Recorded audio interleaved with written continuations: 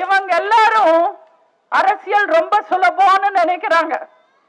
வாரிசா வந்துட்டாரு உதயநிதி, அவருக்கு கஷ்டம் தெரியல.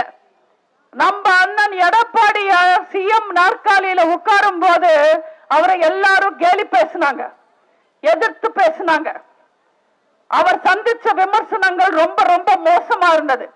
ஆனா அவர் கொடுக்கிற நல்லாட்சியை பார்த்து எல்லாரும் அவரை பார்த்து பயந்து பேசினாங்க. அவர் ஒரு நல்ல முதல்வர் என்ற பெயர் வாங்கினாரு.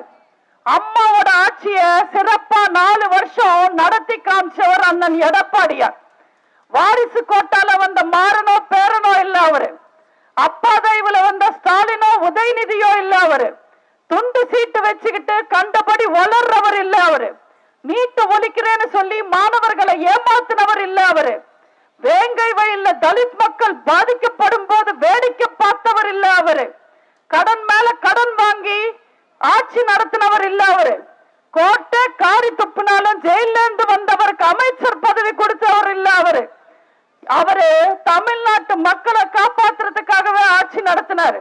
நம்ம அம்மா தவறுனதுக்கு அப்புறம் அதிமுக தலைவர் யார், தமிழகத்துக்கு முதல்வர் யாருன்னு நம்மளை பார்த்து யார் யார் யாருன்னு 1000 கேள்வி வந்தது. அந்த யார் தான் இந்த எடப்பாடி யாருன்னு